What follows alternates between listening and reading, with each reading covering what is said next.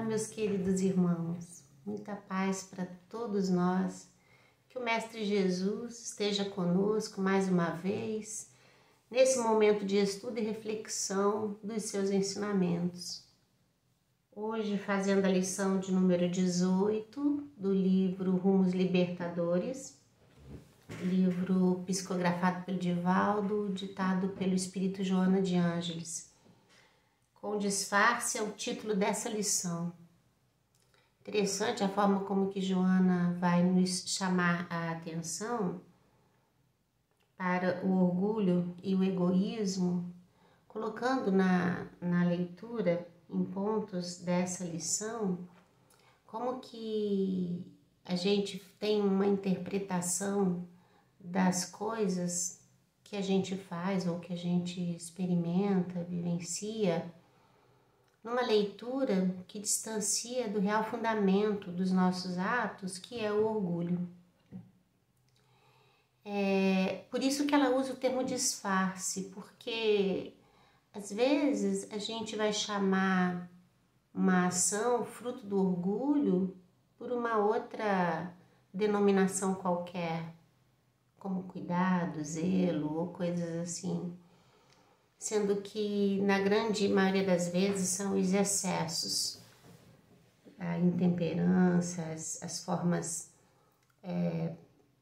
sem ponderação, das quais a gente lança mão para resolver problemas da vida. Joana traz o capítulo 7, tem 11 do Evangelho, que trata do orgulho e do egoísmo, as duas chagas da humanidade. E ela inicia a lição dizendo assim: precata-te contra as urdiduras do orgulho, esse filho inditoso do egoísmo que dizima tantas esperanças quanto o câncer. Interessante ela iniciar essa lição mandando a gente se precaver das artimanhas, né? Da forma sutil como que o orgulho vai se desenvolvendo no nosso coração e vai nos enlaçando de uma forma que a gente não se apercebe do que está acontecendo, do quão orgulhosos estamos sendo e do quão o orgulho tem nos tornado cegos diante da verdadeira realidade da vida, das coisas, né? Ela manda a gente se precaver, é o convite da vigilância, que os benfeitores espirituais sempre nos advertem, não é, meus irmãos? Porque espíritos encarnados na Terra, tão envolvidos com as coisas do cotidiano, da vida material, a gente às vezes se perde nesse emaranhado de compromissos, de coisas que a gente tem que realizar, fazer, pensar. E a gente acaba por deixar para depois esse nosso olhar para as coisas espirituais. Porque vigilância demanda assertividade, demanda o reconhecimento de que a gente precisa vigiar e estar atento. Como a vida se apresenta para nós em meio a tantas ocorrências e a gente não para nem para pensar, porque a gente vive uma vida frenética, a gente não tem tempo nem para fazer coisas que a gente mesmo sabe que precisa fazer e a gente não encontra tempo ou disposição por uma exaustão, né? Um cansaço, uma sensação de que não está aguentando mais. O fato é esse, né? E estar vigilante demanda planejamento, demanda cuidado, né? Só vai estar assim aquele cujo pensamento está alinhado com as aquisições morais. Pensando nisso, né? Na construção desse bem maior interior. Por isso que os benfeitores espirituais não se cansam de nos advertir, porque em meio a esse frenesi todo, eles vêm e falam pra gente, olha a oração e vigilância, fique atento, cuidado, insista no bem. São os conselhos amorosos de quem sabe que nós, no gozo do nosso livre-arbítrio, a gente vai se movimentar na vida, mas quem espera profundamente que a gente faça boas escolhas, que a gente tome decisões mais acertadas, não é? Então, o conselho dela inicial é belíssimo. E quando ela fala nas urdiduras do orgulho, ela está falando desse manejo, desse alinhamento que a gente vai fazendo, preparando, como se a gente fosse preparando as coisas para depois produzir, realizar dentro daquilo que a gente maquinalmente pensou. Então ela fala, tome cuidado, pense, né, se precaveja disso.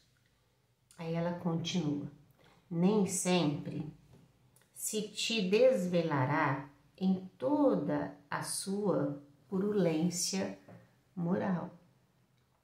Ou seja, nem sempre o orgulho vai aparecer com a sua característica perniciosa, doentia, ferida moral, né? Aí ela continua, maquiavélico, né? Ou seja, o orgulho maquiavélico insinua a ser disfarçado de melindre. E nas suas susceptibilidades infiltra-se na mente, aturdindo, dilacerando o coração, enquanto e simultaneamente verte ácido violento que expele vapores letais. Olha o que ela põe nesse parágrafo aqui, né?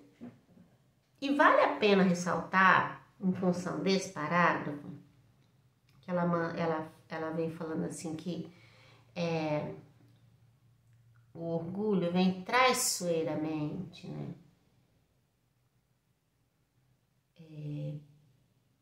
Insinuosamente, maldosamente, modificar, criando armadilhas psíquicas nas quais a gente sucumbe.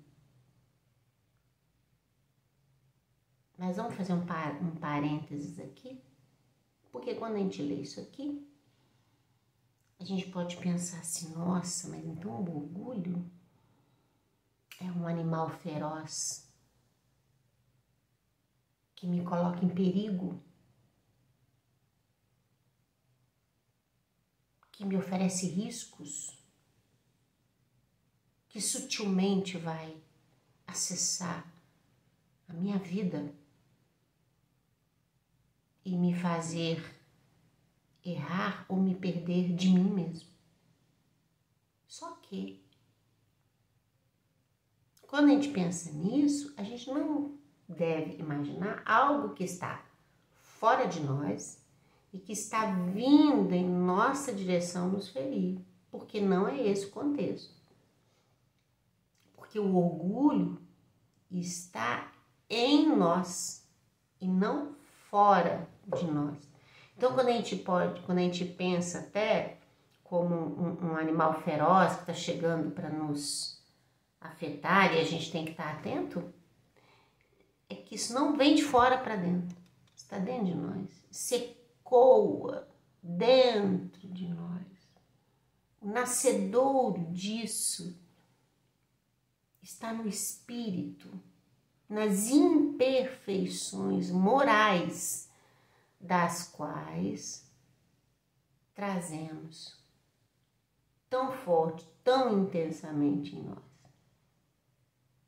Quando Joana fala que isso vem nesse galopante movimento de nos acertar intimamente, fazendo-nos pensar nele sobre o que ele não é, tentando romantizar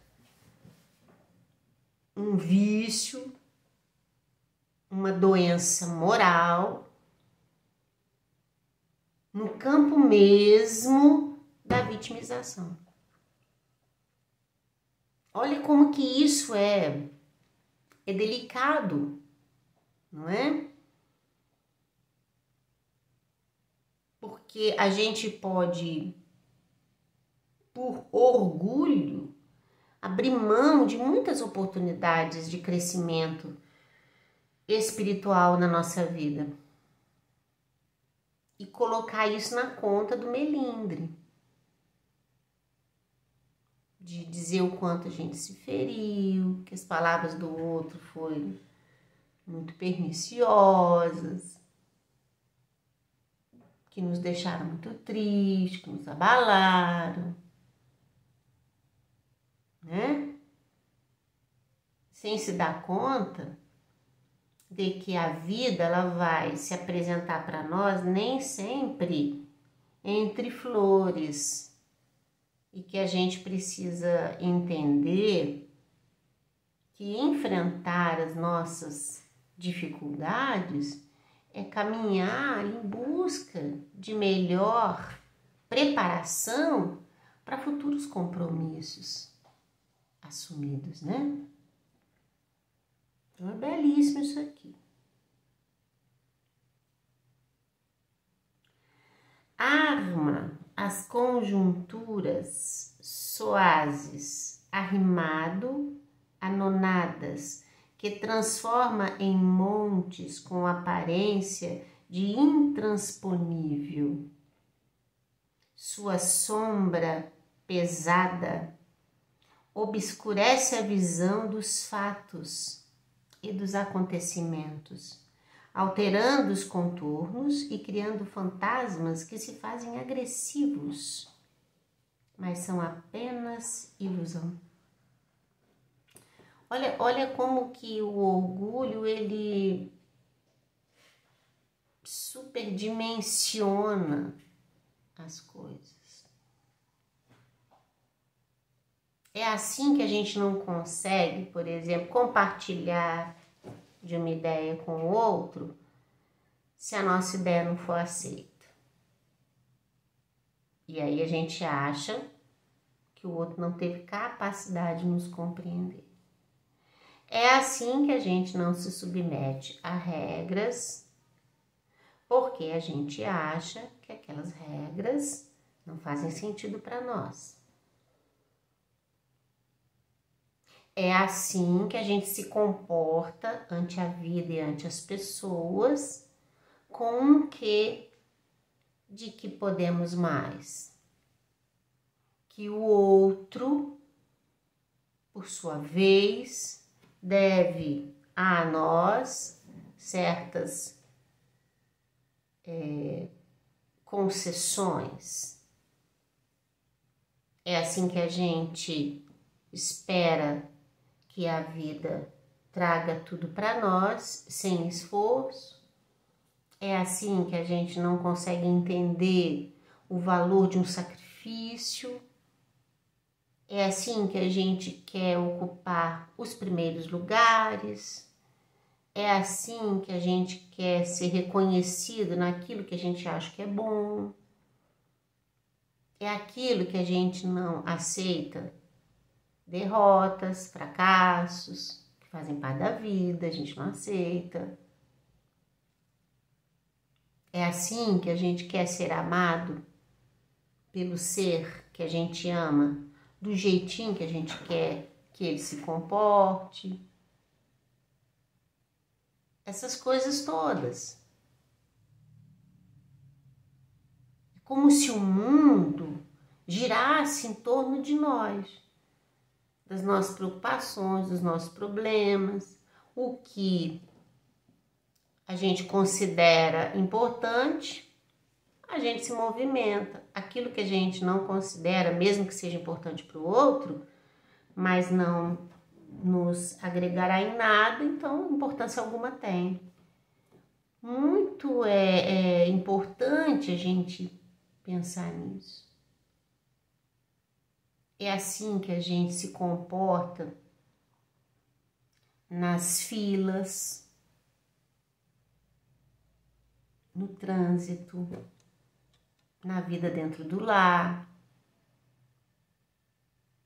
criando situações das quais a gente quer ser beneficiado,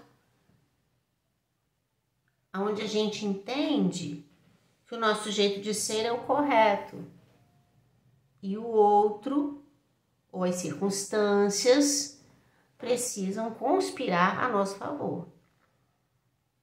E a gente não se dá conta disso, porque a gente vai na coisa do dia a dia, fazendo isso e aquilo outro, e não vê o que fez.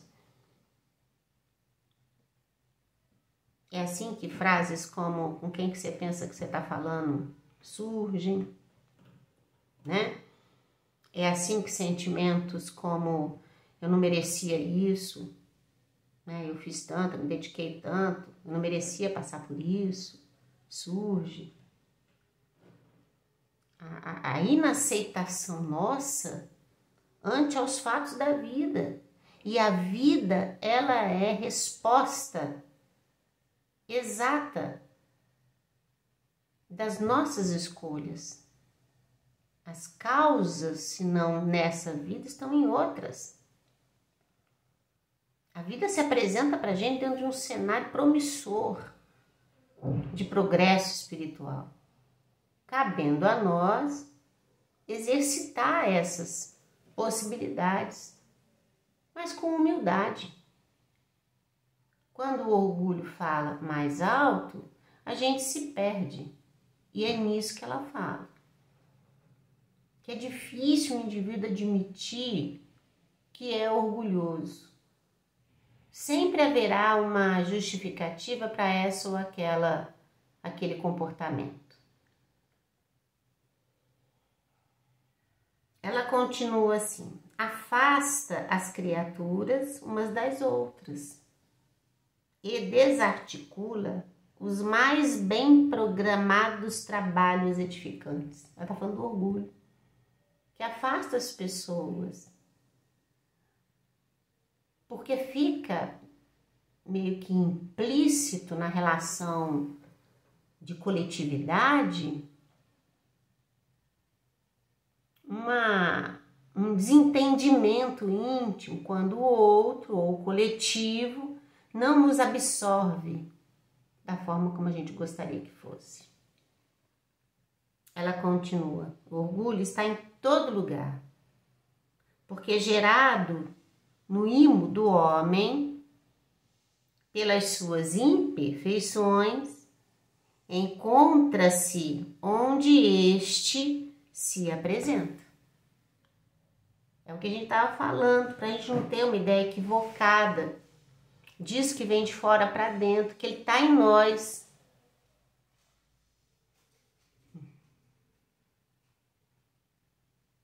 Ela continua: vigia-lhe o surgimento.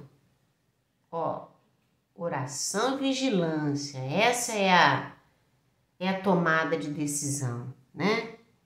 Vigia-lhe o surgimento e combate-o com decisão, mas sobretudo com humildade. Porque é um contraponto. O que vai combater o orgulho? A humildade se fazendo presente. A humildade descortinando um novo modo de ver, de sentir e de realizar as coisas. Quando a humildade cresce em nós, o orgulho se abafa. O que hoje acontece é o inverso. O orgulho se exalta, assumindo diversos disfarces, sem que a gente o identifique, E a humildade se perde nesse emaranhado de coisas, né? E de sentimentos ainda turvos por uma questão puramente moral. Então, a solução para um problema de ordem moral é a sustentação da virtude que se opõe ao vício vivido, enfrentado, né? Então, se a gente identifica nuances desse orgulho em nós, o exercício a se fazer é o do despertamento da humildade. E para isso, vigilância e oração. Para a gente saber a hora de fazer, de que forma fazer. Não é, meus irmãos? Olha que linda essa mensagem. Ela continua. O orgulho se alimenta das tristezas, né? Da nossa inconformação. E isso se compraz nas mágoas, no ressentimento. Olha um ponto a vigiar. Porque a mágoa e o ressentimento nasce disso. Quando a gente diz assim, por exemplo, nossa, fulano me decepcionou tanto. Por que a gente se sente no direito de se decepcionar com o outro? Porque todos nós somos falhos. O erro está em colocar nos outros uma expectativa do qual o outro não pode dar. Mas essa coisa de querer do outro tudo certinho, sem nenhuma falha, sem nenhum cometimento, né? Ela continua. Após estabelecidas as suas tenazes destruidoras, se concebe momentânea liberdade às suas vítimas. É para torturá-las com o acanhamento, a inquietação, a injustificável distância e a dificuldade em separar ou refazer o caminho percorrido em retorno necessário.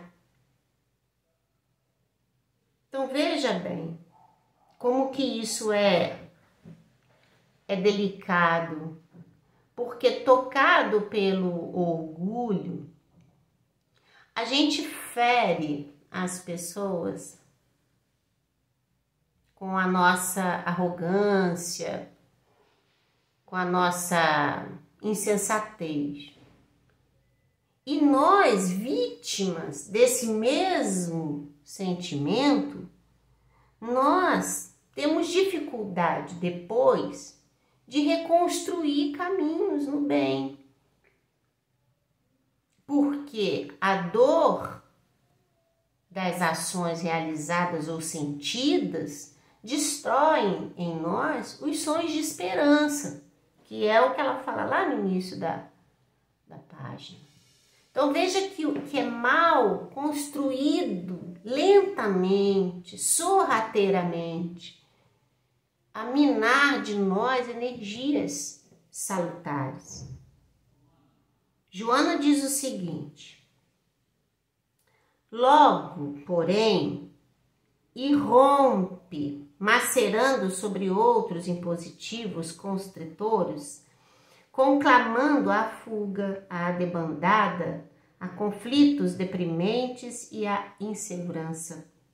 Não o vitalizes com as falsas ideias da honradez, que não raro são apenas um capricho mesquinho.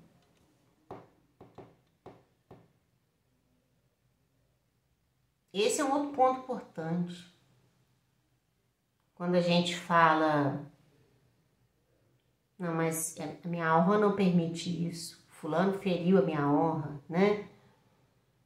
Fulano me afetou profundamente.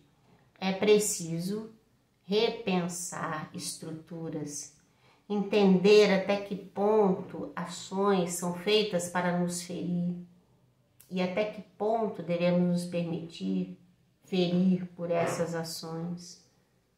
A gente precisa cuidar dessas estruturas psíquicas que a mente vai gerando em função dos fatos que a gente vivencia, cuidando de não fazer um julgamento equivocado dos fatos e dos dados e acabar comprometendo-nos mais ainda.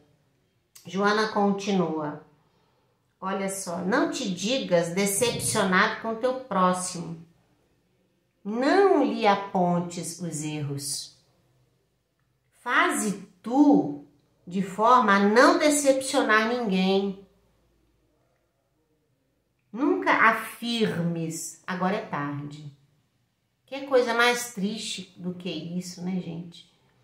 Quando a gente está na vida de relação com as outras pessoas e as pessoas cometem alguma falha conosco e essas pessoas querem, de certo modo, ajustar e a gente fala assim, não, agora não adianta mais. O que você falou, falou.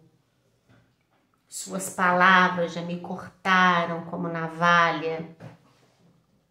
Eu posso até te desculpar, mas isso não vai sair de mim. Sabe essas coisas que a gente fala?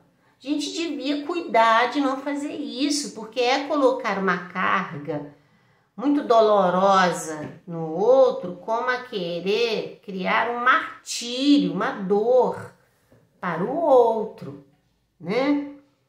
Por outro lado, tem um aspecto importante da construção da humildade em nós, porque nós podemos fazer atos sem que a gente se dê conta do quão orgulhoso isso é, e tão logo a gente compreenda com clareza o ato cometido, a gente se arrependa. E então também nunca será tarde para a gente recomeçar e reconstruir. Olha que essa bondade que a providência divina nos dá, de dar a nós a oportunidade de fazer diferente, de reconstruir, é a que a gente deve ofertar ao outro. Quando, de alguma forma ou de outra, nos sentimos afetados com o comportamento alheio. Não é? Ela continua. Não imponhas, ficarei no meu posto, porquanto eu fui ofendido. Aquelas coisas que a gente fala assim, não, se alguém tem que pedir desculpas, é fulano, porque ele que me ofendeu, ele que veio aqui me ferir, né? E é triste a gente não dar o primeiro passo para a reconciliação, para o entendimento, para a paz. Aí a gente fica esperando que o outro venha até nós. Mas esperando por quê? Porque a gente acha que nós não éramos merecedores daquilo e que o outro então tem que de alguma forma vir até nós. Ela continua. Vai então ao teu irmão que delinquiu contra você e pede-lhe desculpas. Olha que lindo isso. Por que isso, meus irmãos? Porque toda a ação tem uma reação. Às vezes o que o outro nos fez está na medida de uma ação anterior nossa para com ele. E quando a gente se movimenta a pedir desculpas pelo outro, para o outro que nos ofendeu, é entendendo isso. Isso é um ato de humildade. De entender, olha o que você fez, você me magoou, mas eu acho que você fez porque eu também acabei fazendo isso com você. Então você me desculpa, eu não queria ter te afetado tanto a ponto de você me falar o que você me falou. De dizer o que me disse. Não é, gente? Olha só como que Joana vem tentando construir com a gente uma nova identidade que está dentro da palavra de Jesus, que é preciso oferecer a outra face na vida, né? Ela continua: toma a oportunidade feliz da iniciativa nobre, vá até o outro que te feriu e reconcilia-te pedindo desculpas, né? Bonito isso, né? Joana diz: quem dá o primeiro passo chega antes ao termo do bem.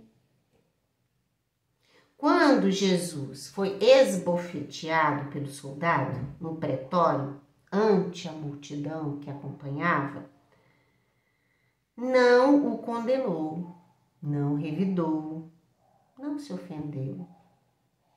E era o rei solar. Recompôs-se e tranquilamente indagou do agressor: por que me bateste? Se falei mal, aponto o meu erro. Mas se falei o certo, por que me bateste? Sob disfarce algum, não agasalhes o orgulho.